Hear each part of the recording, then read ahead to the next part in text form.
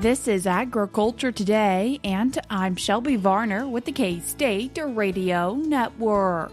Today's show starts with Kansas Corn CEO Josh Rowe as he provides an update on Kansas corn and how the commodity is doing in Kansas. Robin Reid, K-State farm economist, and Allen Featherstone, K-State Agricultural Economics Department head, add to the show discussing the Ag Profitability Conference and what information will be shared. The Beef Cattle Institute's Brad White, Bob Larson, Phillip Lancaster, and Makenna Jensen conclude today's show with part of their Cattle Chat podcast as they talk about transitioning into the workforce. That and more is coming up ahead.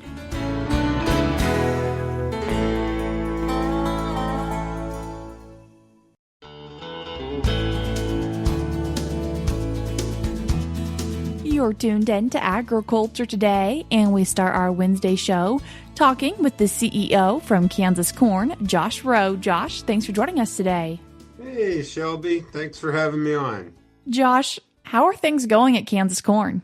Yeah, so I think just corn in general for Kansas is harvest is trying to progress. It's really hard to knock the rain that we've been getting, but it has been slowing down our harvest, which, compared to last April, up on my own farm, we were planting corn into dust and the no moisture. And so to think that we're in this situation where it's a little too wet, it's kind of ironic. It just shows how Kansas weather is really variable, but things continue. So, and then, on top of all of this, we're in the midst of a government shutdown that I don't have any insight on that, but through that's has stopped kind of those regular harvest reports that I get on Monday or the crop progress report. And so it just kind of been relying, checking in with different board members and friends from across the state that had heard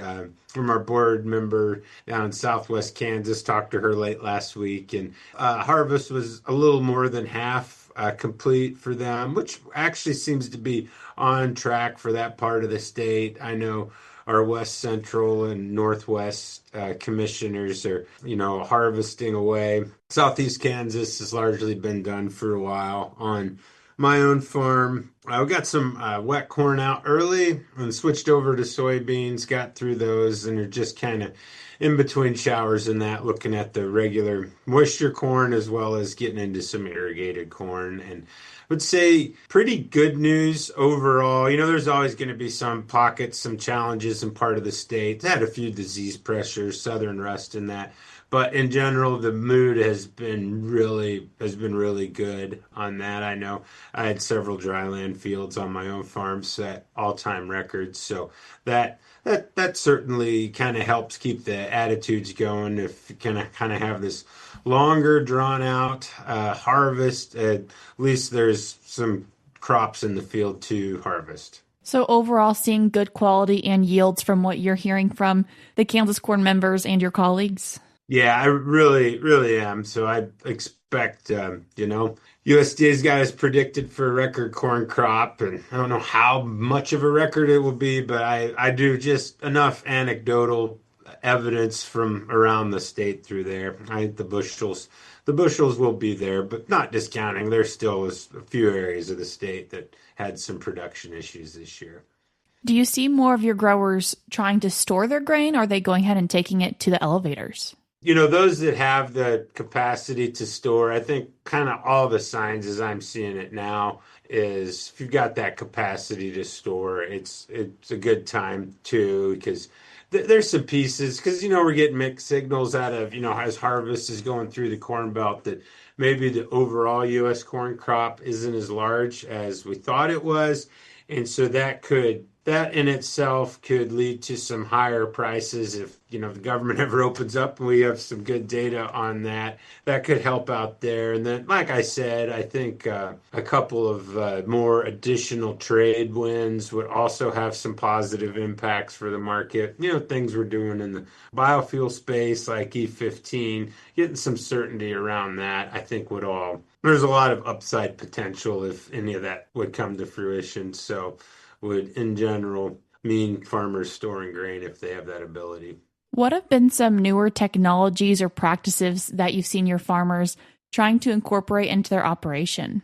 Especially in the last few years, kind of more in this, we're in this belt tightening mode through that. So might not be incorporating that latest technology to like increase yields the most. And so I've seen just a lot of farmers focusing around efficiency, what they can do on that cost side of the ledger, which, can be limited, but just kind of growing the same that you have with less input. So really leaning into those nutrient management plans, seeing where you can save on herbicides through that. And kind of the flip side, some of the adoption of this technology does require a pretty large investment up front, but can pay off. Some producers working with different spray systems out there. Always, those that irrigate, always continually looking at ways to save water. When we look at Kansas Corn, then as an organization, what have you guys been keeping your eye on or enjoying doing within your commodity? So it's always good this time of year to get out and about and talk to producers as they're harvesting and seeing what's on their mind. Through that, we help with National Corn. We sponsor a yield contest. So as those results are getting out there, it's kind of fun to see those coming in, to see some good corn production across the state. Kind of ever just really grinding on that market development side. We do a lot of work with the ethanol industry, and then just here recently been doing a lot of work on the export side. Last marketing year, corn and ethanol both had record export numbers and predicted to even exceed those yet this marketing year. So for this year's crop, and we need to hit all of those metrics and even grow some markets beyond what there were. So last Thursday and Friday, I had the opportunity. We hosted a delegation from Latin America, specifically from Guatemala, Panama, and Costa Rica. All three of those countries are looking to increase their ethanol blending and their domestic gasoline. And so we took them, had a chance to kind of do the South Central and Central Kansas tour, took them to the ethanol plant there in Lyons, and then to our KCGA board vice president, Matt Splitter's farm. He was picking corn while we were there, and then talked to some of our partners in the ethanol and fuel retail space in Wichita. So that's always good. That was actually on the heels of a 3-day meeting in DC that had people from over 50 countries at that Connie Fisher, who's on our team, attended on our behalf. So doing quite a bit of work in the trade space. I actually had the opportunity last month. I traveled to both Mexico and Canada in the same week, and those countries are our largest trade partners, and visited with the end users of corn and ethanol there, as well as their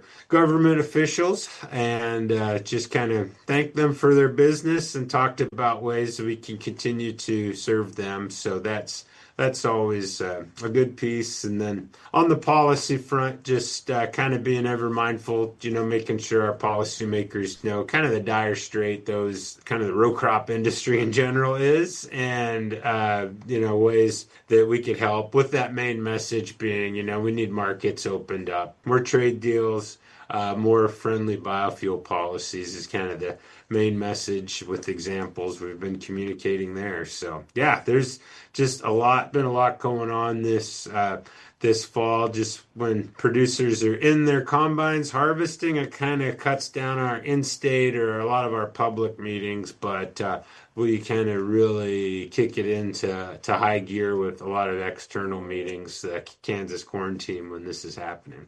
Do you have any upcoming events? We're real excited, so tell everyone to look in their check their mailbox, their email, the social media through that, because really, really excited about our winter events coming up. And I guess one that's coming up in just a few days that's just a pure fun event. The commodity groups, so corn, soybeans, wheat, and grain sorghum, along with Carl, we're going to be hosting a tailgate at the K-State Texas Tech a game over in the IGP International Grains Program lot. Going to be tailgating like 3 hours prior to kickoff. So do my math right, it's a 2:30 game. So come by around 11 o'clock and enjoy some refreshments and some camaraderie with the commodity groups and other farmers there. So that's the fun one there. And then right after the first of the year, we start kicking off. It's called our Corn and Soy Agronomy Series. So production schools that it's kind of a mix of K-State and private industry speakers on things like crop fertility, herbicides, markets, and changes to things like crop insurance. So those are coming up shortly after the first of the year. And then the end of January, as we've done, January 29th is our Kansas Corn Symposium, an annual meeting. That's in Salina. And then the following day is Kansas Commodity Classic. So really big, ever-growing events. And so a lot of planning and happening right now to get all of the I's dotted for those. If people want to find out more information about these events or Kansas corn in general, how can they do that? Yeah, just a good one-stop shop is always our website, which is kscorn.com. And then just encourage everyone to follow us on all of the major social media platforms, Facebook, X, etc., Instagram. So, Josh, I appreciate you taking the time to join us today. All right, thanks, Shelby. That was Kansas Corn CEO Josh Rowe. I will link their website in today's show notes on agtoday.net. We're cutting to a short break now, but we'll be right back.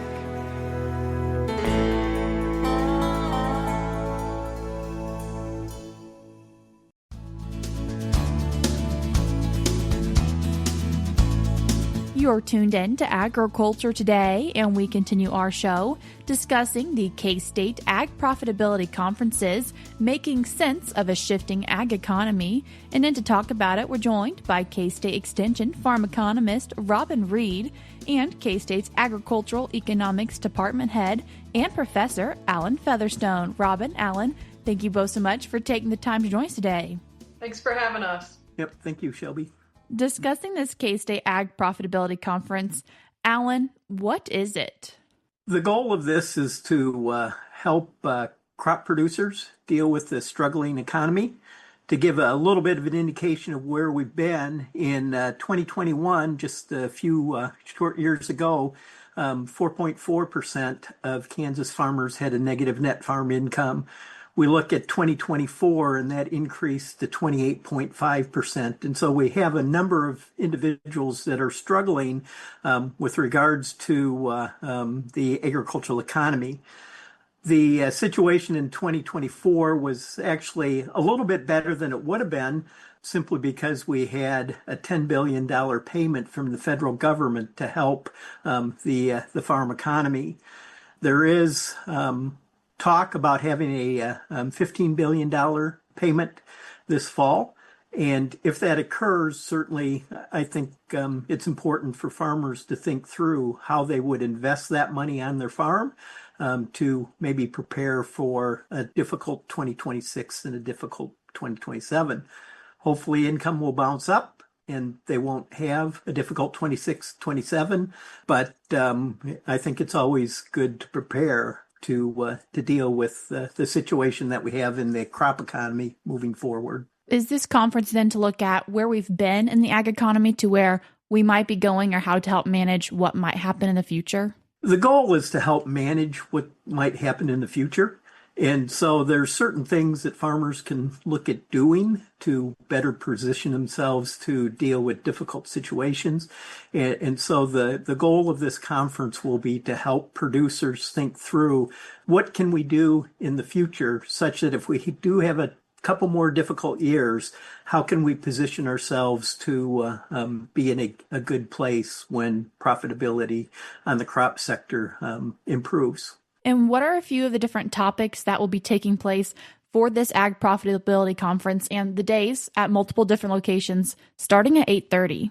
One of the things we will do is we'll kind of look at kind of the current situation and The current situation is made more difficult just with the uncertainty with regards to tariffs and trade. And so there'll be a little bit of discussion there with where we are. The other thing that we'll end up having is a little bit of discussion with regards to current profitability and managing expenses, things to think about in order to reduce some of those expenses. And then Robin can maybe talk about some of the other topics. Yeah, so the topic that I'll be covering and Dr. Jenny If will really focus on agricultural policy and the One Big Beautiful Bill Act that was passed earlier this year. A lot of the elements that we typically think of in a farm bill were actually in that One Big Beautiful Bill Act. So enhancements to crop insurance, enhancements to ag risk coverage, price loss coverage. We don't, when we have a new farm bill, we normally do a program just on that. But with the smaller changes this year, they're going to be very beneficial to farmers, but we're going to include them in this agricultural profitability conference. So again, that'll be crop insurance, government programs. We're also going to talk a bit about land values. Our normal land values book is coming out that same time frame. So as we, I'll look at profitability in the agricultural sector, we know that's very tied to land values. And with how strong they increased in the last 4 to 5 years, everybody's wondering where is that going to go. So we'll have an indication as we get that land values book out. And so we're including that on this program. Another couple topics that we're going to cover with these ag profitability conferences that you may not think as traditionally is one of them we're going to talk about just stress. So as farmers, we know there's a lot of stress going on just with the uncertainty of the government payments, as Dr. Featherstone talked about, uncertainty with the trade situation, and just a lot of stress going on out there. So we want to just talk about that a little bit and make sure farmers feel like they're supported in this difficult time. And finally, we're going to end with a topic on, is it time to retire, or what about the next generation? So all of our farms across Kansas are in different places on this, but we know there's a generation of baby boomer farmers out there that are maybe thinking about, is now the time to retire? Do I want to go through the next couple of years here where we might have lower commodity prices? And even if they don't, maybe now is the time to bring that next generation back. And, we think of in a down economy, there's not enough profitability, but this is also a great time to bring a new manager in, the next generation, and let them experience this down farm economy and how to be a good manager to make it through. So there's a number of facets we're going to talk about with that, but wherever a farm is within its generations, I think that topic is also pertinent to any operation. And on the agenda, it shows that there's a panel during lunchtime. And does that vary through the different locations? So our idea on that is we wanted to have an opportunity for the audience just to ask questions, because sometimes what we think are on farmers and ranchers' mind maybe aren't everything. So by having those panels, we can have open discussion of some of the issues that are on top of the mind for farmers and ranchers. And those panel members are going to include some of our KFMA economists, partly some of our Farm Service Agency personnel, some of us that'll be coming to speak on the program, and just trying to get a wide breadth of expertise that we can try to address any issue that comes up. For people in Burlington, will they also have a chance to hear about the cattle market? Yeah, so that was something we couldn't just cram into one day conference, but in that Burlington location, we know that is really the heart of the Flint Hills grazing area and having a lot of cattle influence. And, obviously prices are really high right now for beef cattle, but how long will that continue? What's the crystal ball in that respect? So we're going to be bringing Dr. Glenn Tonzer down to that location, and he will be doing a beef cattle outlook on that location only. I will say we will have 9 locations in person, but when we get done at the end of the series, we're going to have an online version of the program as well, if it doesn't work out to attend any of the in-person locations. Why would you encourage an ag producer to attend one of these events? One of the things is that a lot of times having interaction when you're going through difficult times is good. And so being able to understand that you're not the only one in this difficult time, that it's more of an economic, broader situation. And The other thing is there's a lot of experience in Kansas. Some have weathered downturns before. And so sometimes being able to hear and interacting with an audience provides ideas for those that maybe this is their first downturn. And so to me, certainly interacting with the presenters, but also interacting with the audiences, I think can be very beneficial, just to understand that there are ways to manage through this. There is going to be light at the end of the tunnel. But the goal is to help those that maybe this is their first downturn to move through that tunnel unscathed. I will add to that too. We're also going to talk about opportunities that are maybe going to present themselves in a different situation that we've had in the past. You know, we don't want it to sound like it's all doom and gloom out there. There is definitely going to be some marketing opportunities and maybe opportunities to try some new crops or work on diversifying your crops to complement your cow herd, and different ideas that maybe can be communicated during these meetings as well. So just want to put that positive spin on it too, that we really are promoting these as profitability conferences, as that's the focus. When and where are these 9 conferences taking place?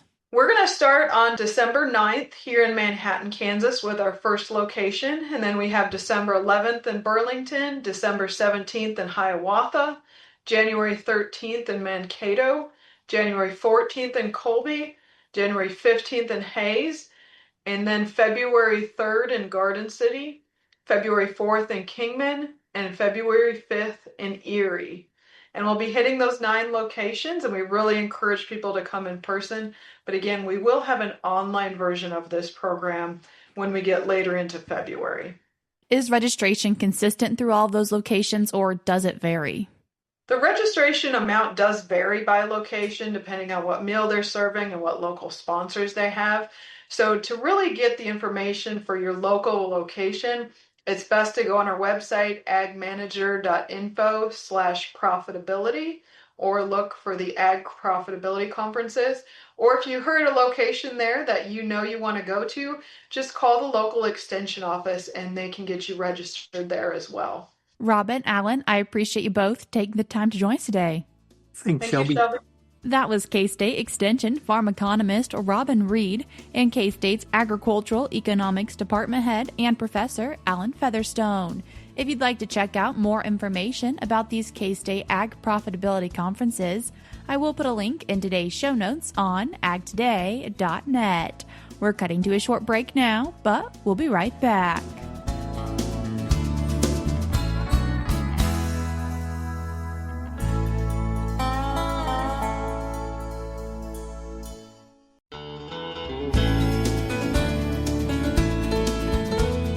You're tuned in to Agriculture Today. I'm Madeline Drake, in for Shelby Varner. And we wrap up our Wednesday show with K-State's Brad White, Bob Larson, Phillip Lancaster, and student guest Makenna Jensen on the Beef Cattle Institute's Cattle Chat podcast. Thinking about you're going to be leaving here in the spring. You're going to go out. You're going to start a new job in a community. And we have discussed from our perspective before about hiring a new professional or hiring somebody new to come into the community and start up in a new community to get engaged and form those relationships. I want to get your perspective on what are you most excited about in getting into your new job and new community? So I'm really most excited about just jumping head in and getting into that clinical practice aspect of things, getting to be on the go and getting to see everyone and make connections with clients and things like that. So that's where I'm at the moment. What do you see as some of the big challenges or hurdles as you move into a new area? Definitely some of the challenges are going to be finding new hobbies, finding friends. You're leaving everything you've known, especially being in vet school for the past 4 to 8 years. So it can be challenging just kind of moving and integrating into a new community like that. I can remember my wife and I moving to a new community. We moved to a small town with about 1,500 people. And I remember pulling up in the U-Haul truck, to the house we had rented. We didn't know a soul. I mean, we knew the guy that hired us. We knew the veterinary clinic we were going to. And that was a little bit daunting. I mean, good thing is my wife is very outgoing. And kind of a funny story is it wasn't too many weeks later, we're driving down the road and we see another young couple out for a walk that looked about our age. And she's like, pull over. we gotta go meet somebody. But the point of that story is we actually, we enjoyed our job. We had, good mentorship and those kinds of things from our job. But as, young people in a community, and, the thing about a rural community is the people that grew up there and come back home, they've already got a friend group. But if you're a transplant, if you're in from another area, another state, you got to kind of break into that. And we did end up making friends with that couple that my wife, pulled over. And they were scared. They're like, should we have a stalker or should we be friends? We didn't actually pull over, but the good thing was they came into the vet clinic like 2 or 3 weeks later, and my wife had remembered what they looked like and said, oh, we saw you. And so all of those are just about retention of veterinarians, getting young people into agriculture, and the importance of a community or friendships. Well, I think that's for anybody that we're talking about veterinarians, but anybody that's hiring a young person into ag, remember that's not their entire life. What can we do to get them integrated with the community? What are the opportunities? And that's what leads to kind of long-term retention in that environment and being sure that we can get them to where we want them to. Yeah, so I haven't been in a lot of small towns except the one I grew up in, but I've moved around a lot in my career, and I get it. I mean, you go to a new place and like you're the new person and everybody else knows everybody, and you are kind of like sit there trying to figure it out on your own. And one of the things that happened, but we tended to make friends and get to know people through church. We'd find a local church that we started attending, and that's where we started to meet people our own age and find and make those friend groups and things like that. And so I think from a young person's perspective, finding ways to just get into being part of the community with going to church, volunteering at some other organization on weekends, or something where you can try to meet people outside of work. And sometimes I like that approach. Well, I like that approach better than rolling down your window and yelling at people. But sometimes you have to have somebody invite you along, right? It makes it easier. So if you're the boss and you're hiring somebody to come in, figure out ways that how can I help them not just get good at their job, but how can I help them integrate with this community? Because I want them here long term. We don't want the focus to be just on recruiting. It should be retaining. Once again, that was part of the Beef Cattle Institute's Cattle Chat podcast with Brad White, Bob Larson, Phillip Lancaster, and guest Makenna Jensen. That's all we have for you today on Agriculture Today, but we'll be back with more for you tomorrow.